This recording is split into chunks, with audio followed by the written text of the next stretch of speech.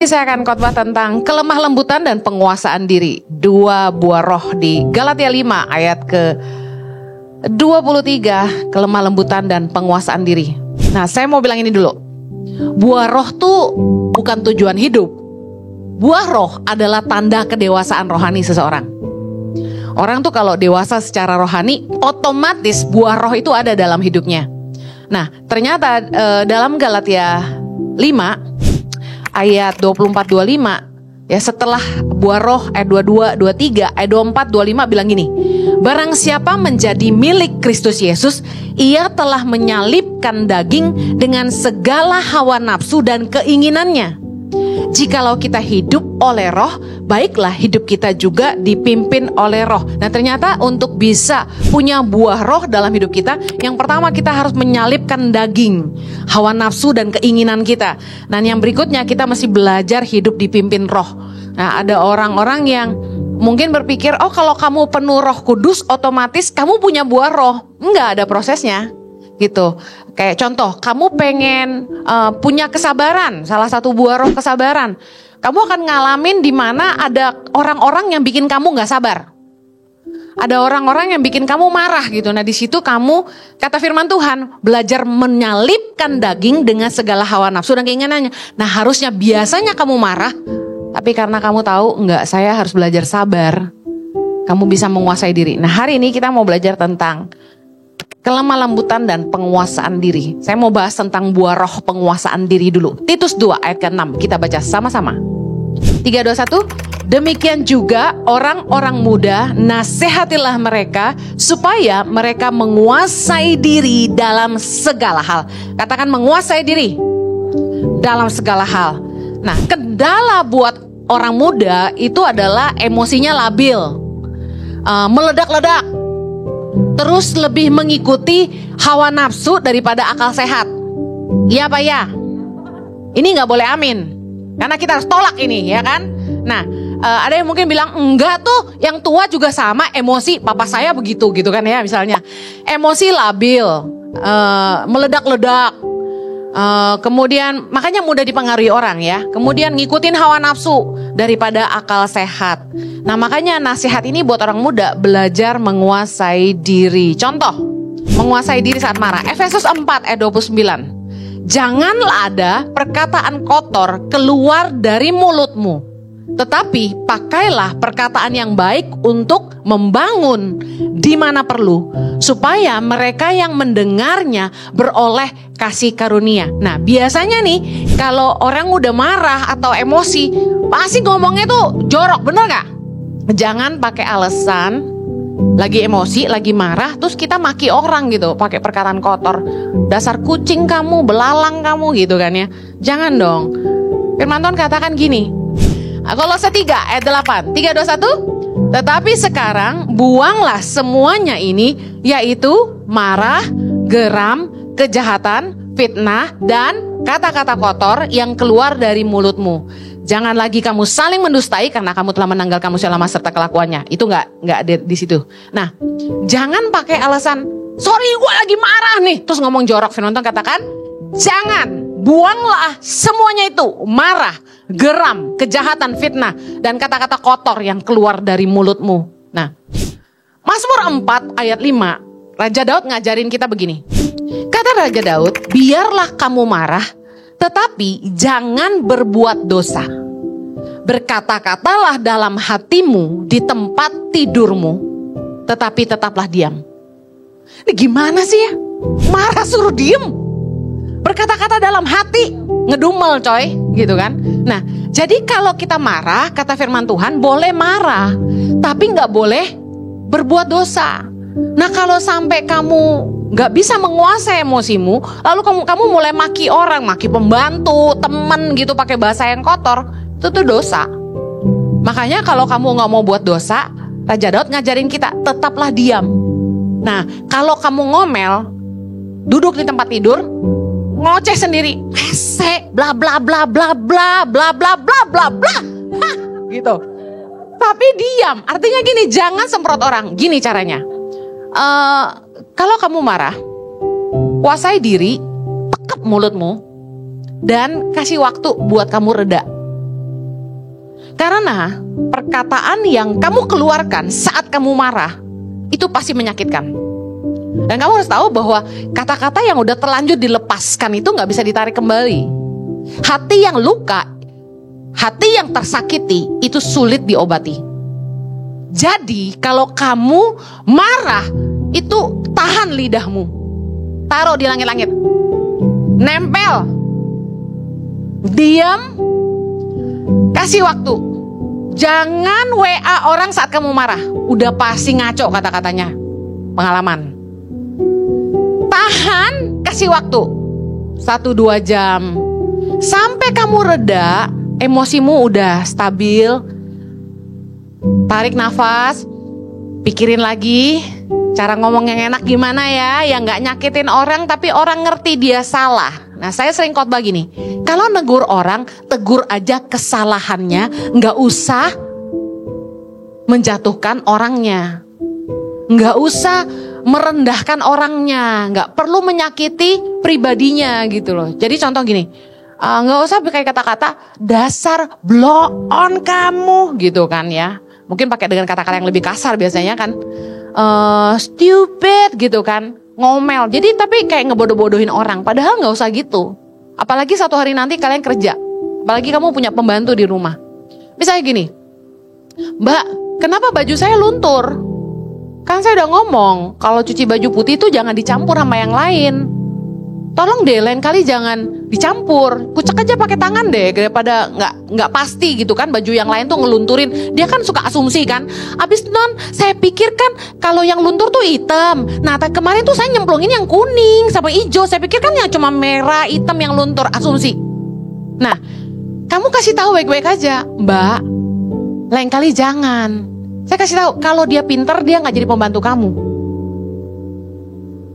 Kalau dia lebih pintar dari kamu, dia jadi majikan kamu. Jadi, kita ngerti, orang memang gak pintar, gak sekolah tinggi. Ya udah ngomong yang sopan aja. Jengkel sih udah pastilah. Saya lagi. Baju saya di rumah tuh gak ada yang bisa putih bersih. Ini celana saya nih yang putih nih, udah jadi krem. Iya. Jaket putih saya udah ada hitam-hitamnya, merah-merahnya udah gak jelas dari mana sih nih lunturnya. Makanya saya jarang beli baju putih. Pertama kelihatan lebih gemuk. Tapi kedua karena sering luntur gitu. Nah, saya gak pernah maki-maki yang kerja di rumah hanya gara-gara baju luntur. Sekali aja saya marah gara-gara Zoe baru beli sweater baru. Udah saya pesenin, hati-hati ya jangan luntur, ini agak mahal dia beli. Belum dipakai, saya suruh kasih pelembut dulu. Balik-balik udah pink segala macam. Aduh, saya bilang ampuan. Udah dikasih tahu. Nah, jangan menghina orangnya.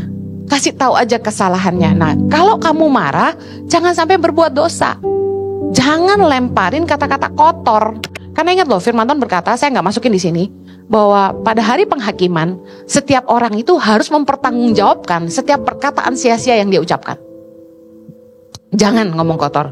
Nah, saya punya kesaksian pribadi nih soal marah ya.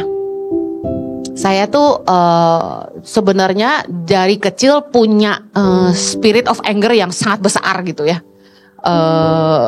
Kemarahan yang sangat amat di hati saya. Kekecewaan sama orang tua saya gitu, kekecewaan sama keadaan saya gitu, banyak deh gitu. Saya punya penolakan diri yang besar. Sampai sekarang pun katanya kalau orang suka perhatiin khotbah katanya saya insecure gitu ya. Iyalah kalau lu gendut kayak gue pasti insecure lah ya kan. Nah, jadi saya kan gemuk mendadak gitu kan. Selama pandemi itu tiba-tiba naik 15 kilo. Of course saya insecure, karena biasanya gak segini gitu loh. Nah, wajar kan. Nah, tapi penolakan di diri saya itu karena saya lahir di keluarga Chinese yang sementara semua putih saya enggak gitu. Jadi saya suka dibully. Lalu karena saya kurus dan tinggi, waktu kecil saya suka dipanggil pohon kelapa lah, tiang listrik lah. Jadi saya sebel sama diri saya sendiri. Sampai waktu kecil itu saya pernah doa minta pendek. Untung Tuhan tuh maha baik, gak jawab doa saya. Banyak orang yang ketemu saya in real life itu ngomong gini sama saya, saya kira Bu Heni tuh pendek loh, soalnya di YouTube Ibu Heni kelihatan pendek. Aslinya gede juga, gede. Gak enak banget sih kata-katanya, tinggi gitu ya. Nah, Dulu tuh saya karena punya gambar diri yang buruk, lalu saya marah sama orang tua saya tuh cepat marah. Dan selalu marah gitu, marah sama teman-teman, nggak berteman gitu. Kalau ngomong ceplas-ceplos ya, sampai sekarang. Nah, tapi saya suka marah, dulu suka marah banget gitu. Nah, satu hari saya bertobat, bahkan sampai terbawa udah besar, khotbah aja marah-marah ya kan ya. Tapi sekarang udah enggak kan, udah ada pemulihan gambar diri. Nah, terakhir saya marah paling parah itu sama staff. Itu waktu kita pindahan kantor tahun 2020. Ya, 3 tahun lalu. Hampir 4 tahun. Nah, saya marah banget sama staff gitu. Karena kesalahan yang menurut saya mereka layak dimarahin gitu. Udah keterlaluan banget gitu. Jadi sekarang ini saya jarang marah. Saya hanya marah kalau itu kesalahan yang besar sekali dan memang pantas dimarahi supaya orang tahu mereka salah gitu. Nah, saya berhenti marah kenapa? Karena Yakobus 1 ayat 20 bilang gini, sebab amarah manusia tidak mengerjakan kebenaran di hadapan Allah.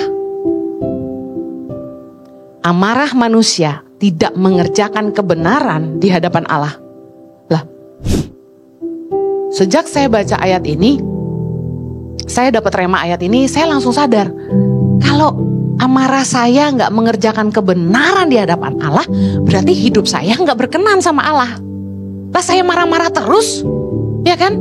Kemudian kalau di hadapan Allah aja bukan sebuah kebenaran, apalagi di hadapan manusia gitu. Nah, akhirnya saya belajar menguasai diri. Ternyata bisa tuh. Tiap kali saya mau marah, ini yang saya lakukan. Saya kasih waktu. Sampai kurang lebih sejam, 2 jam saya diam, saya pikirin baik-baik apa yang saya harus ngomong. Kalau dulu anak-anak asrama bikin salah, that's it, panggil, set, mama panggil, datang, udah tahu semua, ada apa ini gitu. Staff kalau udah dipanggil sama Ibu Heni, wah udah gemeter semua, ada apa ini, ada apa, karena udah tahu dipanggil artinya mau dimarahin gitu. Nah, sekarang udah jarang saya panggil, mereka malah merindukan saya panggil ya kan. Nah, karena kalau saya panggil berarti mau dibagi-bagi hadiah. Nah, jadi sejak saya punya rema ayat ini, saya belajar berhenti marah. Nah, gimana caranya? Saya belajar menguasai diri gitu.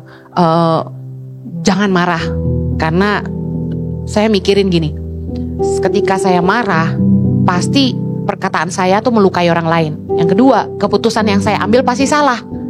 Bayangin hati kita lagi marah, mana ada yang benernya? Nggak ada yang benar. Jadi pastikan ketika kamu marah, jangan ambil keputusan apa-apa. Ketika kamu marah, jangan ngomong apa-apa. Ini akan menyelamatkan masa depan kamu.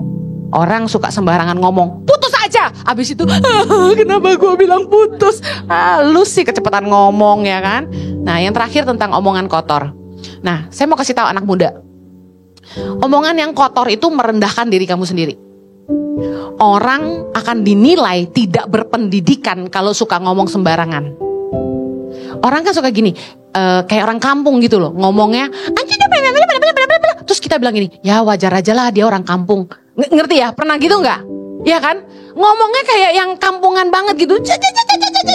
Kalau kayak gitu mahal apa murah gitu? Norak banget gitu. Kita langsung bilang, nih orang dari mana ya gitu. Nah, ingat kalau kita ngomong sembarangan, ngomong yang nggak pantas, kita akan dipandang rendah sama orang. Cuma orang yang nggak berpendidikan yang ditoleransi ngomong kotor. Ya wajar lah mulutnya nggak sekolah, bahasanya gitu. Pernah denger nggak? Ya wajar lah mulutnya nggak sekolah. Ngomong kotor tuh nggak pantas. Kita lihat firman Tuhan Efesus 5 ayat 4. Demikian juga perkataan yang kotor, yang kosong atau yang sembrono. Karena hal-hal ini tidak pantas. Alkitab mencatat ngomong kotor tuh nggak pantas. Artinya degradasi nilai. Ketika orang tuh ngomong jorok terus, value dia berkurang. Orang gak akan dihargai. Orang yang berwibawa, mulutnya pasti bijaksana. Gak mungkin sembarangan ngomong. Amen. Jangan suka ngomong kotor karena gak pantas banget. Jangan suka ikut-ikutan orang. Oh lagi tren pada ngomong NJIR, ikutan semua. Jangan. 1 Timotius 4 ayat 12 bilang, jangan seorang pun menganggap kamu rendah karena engkau muda. Jadilah teladan bagi orang-orang percaya dalam yang pertama perkataanmu. Saya mau kasih tahu, jadilah teladan dalam perkataan. Karena seorang muda yang hidupnya bisa jadi teladan pasti dihargai orang. Katakan amin. Jadilah teladan dalam kesucian. Penguasaan diri gak cuma soal perkataan. Penguasaan diri bicara soal mengendalikan hawa nafsu dan keinginan daging. Nah, tadi Galatia 5 ayat 4 bilang barang siapa menjadi milik Kristus, ia telah menyalibkan daging dengan segala hawa nafsu dan keinginannya. Nah, seringkali yang jadi susah buat anak muda adalah mengendalikan hawa nafsu. Firman Tuhan berkata dalam Amsal 9 ayat 17, air curian manis dan roti yang dimakan dengan sembunyi-sembunyi lezat rasanya. Tahu nggak? Ini tuh peribahasa. Orang tuh kalau masih dilarang, belum halal, itu rasanya manis. Dan kalau makannya ngumpet-ngumpet tuh enak. Waktu masih pacaran, ciuman tuh kayak sesuatu yang manyus banget gitu ya. What? Ya, benar-benar menyenangkan, menggairahkan, menyenangkan. Udah 2 kali ya menyenangkannya. Nah, saya kasih tahu, itu tipuan iblis. Kamu akan digoda. Entah kenapa, justru ketika dilarang, mamahmu bilang gini, kamu gak boleh seks di luar nikah ya. Jangan mau ya kalau dipegang-pegang ya sama pacar kamu ya, bisa gitu ya. Ketika pacaran, orang tua larang, itu anak muda malah gerayangan. Ya, gentayangan. Makin dilarang makin dicoba gitu. Karena hal-hal itu menyenangkan. Coba saya bilang sama Mison, jangan pulang malam, dia pulang pagi. Ya kan? Pernah waktu sekolah dulu, ya kan? Dulu pernah ada satu orang yang kerja sama saya, anak muda, masih muda banget gitu. Nah, dia pacaran. Dia izin pergi sama pacarnya, terus gak pulang-pulang sampai jam 1 pagi. Tahu nggak, saya sama suami saya tuh, sama Pastor Jojo, sampai naik mobil cari dia sekeliling Kelapa Gading, sampai ke gang sempit-sempit, sampai ke tempat gelap, sampai sekonyolnya saya mikir yang terburuk terjadi, dia dibuang di bantaran sungai. Saya turun, saya lihat ke kolong-kolong, saya cari sampai jam 2 pagi, nggak ketemu. Jam 1 belum pulang. Saya kasih tahu ya, ini bukan anak saya loh, ini staf saya yang tinggal sama saya.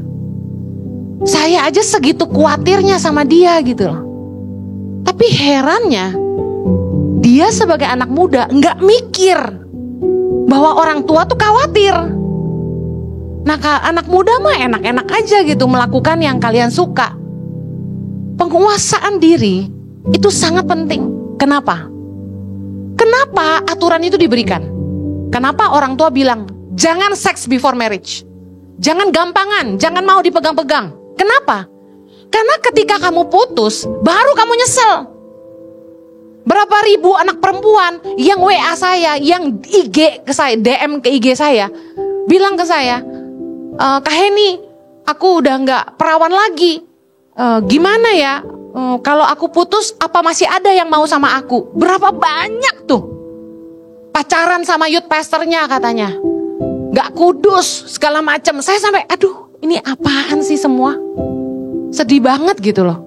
Karena anak muda susah menguasai diri. Makanya jangan mencobai diri sendiri. Kalau penguasaan diri jadi masalah, kita jangan mencobai diri sendiri. Jangan mencobai Tuhan.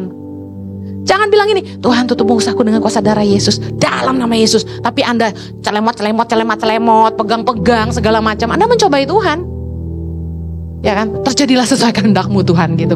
Ya gak boleh dong. Come on. 1 Petrus 1 ayat 14 bilang ini, hiduplah sebagai anak-anak yang taat dan jangan turuti hawa nafsu yang menguasai kamu pada waktu kebodohanmu. Tetapi hendaklah kamu menjadi kudus di dalam seluruh hidupmu, sama seperti Dia yang kudus yang telah memanggil kamu, sebab ada tertulis, kuduslah kamu sebab aku kudus. Tuhan tuh gak mau kita hidup dalam hawa nafsu, dalam dosa. Makanya anak muda harus menguasai diri. Kalau kamu jatuh dalam dosa, saya kasih tahu, itu tuh bukan kebahagiaan, itu tuh penderitaan. Karena orang yang hidup di dalam daging, hidup dalam jatuh bangun dalam dosa, dia pasti hidupnya gak damai sejahtera. Ketakutan. Ya kayak anak-anak perempuan yang DM saya, gimana ya Kak, aku sebenarnya mau putusin dia tapi aku takut. Bayangin, apakah dia bahagia? Enggak. Mari kuasai dirimu, karena kalau kamu gak bisa menguasai dirimu, kamu akan menghancurkan masa mudamu. Menyesal kemudian itu gak ada gunanya. Leave no sorry. Jangan sampai ada penyesalan. Amen. Yang terakhir, buah roh kelemah lembutan. Tadi penguasaan diri, yang ini kelemah lembutan. Nah, roh yang kelemah lembut tuh roh yang seperti apa? Seseorang itu dikatakan punya kelemah lembutan ketika dia tuh mudah ditegur, mudah dikasih tahu. Kalau dibilangin sama orang tua, ditegur sama pemimpin, tuh mau denger gitu loh. Rohnya lemah lembut, mau berubah, mau belajar. Roh yang lemah lembut itu biasanya orang yang tenang, yang menghadapi apapun dengan ketenangan. Nah, orang yang lemah lembut itu punya kekuatan. Apa kekuatannya? Yang pertama, roh kelemah lembutan meredakan amarah. Amsal 15 ayat 1, jawaban yang lemah lembut meredakan kegeraman, tetapi perkataan yang pedas membangkitkan marah. Nah, orang yang lemah lembut tuh justru yang bikin orang marah jadi reda. Tapi kalau orang yang gak lemah lembut, ngejawabnya dengan kasar lagi, malah menyulut api, orang jadi tambah marah. Nah, saya menyaksikan sendiri, saya punya staf yang super lemah lembut. Nah, Pastor Jojo itu pemimpin yang sangat galak dan tegas menurut saya ya. Langsung ngangguk dia. Nah, jadi biasanya staf itu takut gitu sama Pastor Jojo. Nah, ada satu staf dia sangat lemah lembut. Jadi entah bagaimana di saat misalnya Pastor Jojo lagi marah gitu karena staf bikin masalah, staf ini tetap dengan tenang menjawab Pak Jojo. Tenang aja, like nothing happen, you know. Yang lain jawabnya dengan udah suara bergemetar kayak Ferry gitu. Ya Pak, ya Pak, ya Pak. Tapi kalau dia tuh bisa tenang, ya. Jadi begini ya Pak ya. Jadi gini. Tenang aja. Jadi saya perhatikan berapa kali gitu ya. Pastor Jojo tuh kayak jadi mati gaya gitu. Jadi mau marah lagi atau diterusin apa enggak nih gitu. Karena orang ini kok tenang banget gitu. Jadi ayat ini tuh bener loh. Jawaban yang lemah lembut meredakan kegeraman. Jadi kalau kamu punya papa yang pemarah, udah jawab dengan santai, lemah lembut saja. Nggak usah pakai papa tidak pengertian, nggak usah gitu. Jawab aja ya. Apalagi misalnya dengan pujian, papa tambah ganteng saat papa marah. Nah, terus kekuatan roh lemah lembut apalagi? Roh kelemah lembutan menuntun orang ke jalan yang benar. Keren gak nih? Nah, punya mamah yang lemah lembut tuh luar biasa nih. 2 Timotius 2 ayat 25. Ada amin Mison? Antara amin kan antara dapat 2 Timotius 2 ayat 25. Baca sama-sama. Dan dengan lemah lembut dapat menuntun orang yang suka melawan, sebab mungkin Tuhan memberikan kesempatan kepada mereka untuk bertobat dan memimpin mereka sehingga mereka mengenal kebenaran. Satu lagi, Galatia 6 ayat yang pertama. Bisa? Saudara-saudara, kalaupun seorang kedapatan melakukan suatu pelanggaran, maka kamu yang rohani harus memimpin orang itu ke jalan yang benar dalam roh lemah lembut, sambil menjaga dirimu sendiri supaya kamu juga jangan kena pencobaan. Keren gak? Kelemah lembutan tuh punya power. Tadi meredahkan amarah. Yang kedua, menuntun orang yang suka melawan, menuntun orang kembali ke jalan yang benar. Nah, jadi satu pelajaran penting. Kalau kita ketemu orang yang suka melawan, kan ada tuh anak-anak tipe pemberontak, mungkin adikmu, mungkin temenmu, one day kamu jadi orang tua. Ini pelajaran yang penting. Kita kalau mau orang berubah, itu bukan dengan kemarahan, tapi dengan pengertian. Orang berubah itu karena pembaharuan akal budi. Katakan pembaharuan akal budi. Orang baru akan berubah kalau dia ngerti dia salah dan dia harus berubah, bukan karena dipaksa.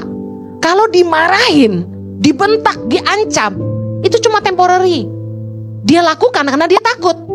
Tapi kalau diajak ngomong baik-baik, dibuka pemikirannya, dia jadi ngerti, dia jadi paham, dia berubah sendiri. Nah, saya pakai teori ini buat ngomong sama anak-anak saya. Meskipun diawali dengan marah dulu tentunya ya. Marah dulu. Tergantung kasusnya. Kalau keterlaluan sekali pasti dimarahin. Nah, kemudian biasanya saya ajak duduk ngomong berdua gitu. Saya kasih pengertian panjang, lebar, dan dalam sambil doa, Tuhan orang ini harus diomongin apa ya gitu ya. Udah frustasi kadang-kadang ngadepin anak muda dengan berbagai masalah gitu ya. Nah tapi Tuhan tuh kasih pengertian yang luar biasa gitu. Akhirnya setelah saya ajak ngomong duduk baik-baik, mereka berubah. Nah roh yang lemah lembut lebih powerful buat nuntun orang yang suka melawan, daripada kita marahin dia, daripada kita ancam-ancam dia. Nah yang terakhir, roh kelemah lembutan itu lebih dapat meyakinkan. Saya kasih tahu ya, Anda kalau selengek-selengean gitu ya, Anda akan direndahkan. Orang yang punya wibawa itu, dia ngomong tuh lebih bisa meyakinkan. Amsal 16 ayat 21, orang yang bijak hati disebut berpengertian, dan berbicara manis lebih dapat meyakinkan. Entah kenapa, somehow orang yang lemah lembut itu punya wibawa gitu. Punya wibawa banget. Membuat dia dihargai sama orang-orang di sekitarnya, bahkan oleh atasannya. Saya ngelihat gitu, bersyukur punya staff yang lemah lembut gitu. Ketika saya lihat dia punya wibawa gitu. Sebagai seorang bawahan, kita sebagai pemimpin pun gak bisa memandang rendah dia, karena orang ini sangat tenang, lemah lembut gitu, jawab dengan sopan. Nah kalau Anda ingin dihargai orang, yuk belajar punya kelemah lembutan. Jangan gerewekan. Ngerti gerewekan? Gitu. Kalau ngomong kayak petasan gitu, nggak ada titik koma, rame banget, berisik gitu, mengganggu alam semesta, sampai katak-katak pun melompat dan lain sebagainya. Genteng pun pecah gitu ya, lampu pun pecah gitu. Tolong coba yang perempuan-perempuan gitu kan, belajar ngomong lebih lemah lembut. Coba ngomong. Percayalah, kalau kamu punya kelemah lembutan, kamu pasti lebih dihargai orang. Amen. Mari kita berdoa. Bapa di sorga, kami berdoa supaya setiap anak muda boleh belajar menguasai diri. Mereka gak ngomong kotor saat mereka marah. Mereka bisa menahan lidah. Mereka bisa menguasai kemarahan mereka sehingga mereka gak buat salah. Hamba-Mu berdoa mereka juga bisa menguasai daging dan hawa nafsu mereka, sehingga mereka gak melakukan hal-hal yang tidak kudus, hal-hal yang membawa mereka ke dalam dosa. Juga hamba-Mu berdoa supaya roh kelemah lembutan boleh ada dalam hidup anak-anak-Mu, supaya mereka jadi orang-orang yang mudah ditegur, mau belajar Tuhan, mau dengar-dengaran, dan mereka jadi orang-orang yang dihargai semua orang karena mereka punya roh kelemah lembutan. Berdoa supaya firman Tuhan ini jadi kebenaran yang memerdekakan mereka. Di dalam nama Yesus kami berdoa, amen.